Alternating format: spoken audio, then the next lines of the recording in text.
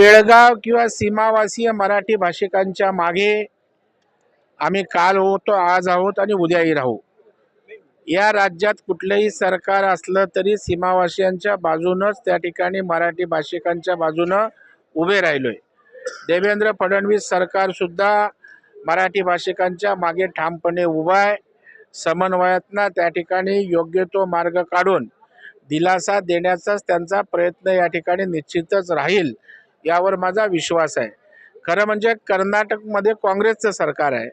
माझा काँग्रेसला त्या ठिकाणी सवाल आहे, आता नेमकी महाराष्ट्रातल्या काँग्रेसवासियांनी सीमा प्रश्नासंदर्भात काय भूमिका आहे हे महाराष्ट्रातील जनतेसमोर मांडावं, नाहीतर तुमचं सीमावासियांचं प्रेम हे केवळ पुतना मावशीचं आहे हे पुन्हा एकदा सिद्ध होईल।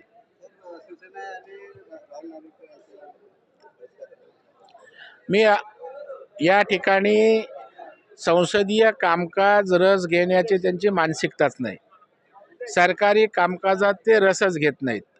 मुख्यमंत्री असताना जे उद्धव ठाकरे मंत्रालयात येऊ शकले नाहीत, विधिमंडळामध्ये परिषदेत असताना परिषदेत उपस्थित राहिले नाहीत, सहभाग घेऊ शकत नाहीत, ते त्या ठिकाणी आज विधिमंडळात वेगळी भूमिका कशी असेल? त्यांचा त्या ठिकाणी विधिमंडळाच्या कामकाजावर विश्वास नाही।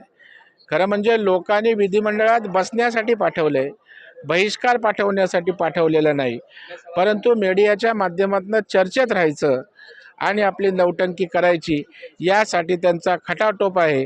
परंतु जनतेनं विधानसभेत दाखवून दिलंय, अशा नौटंकींना जनता साथ देत नाही।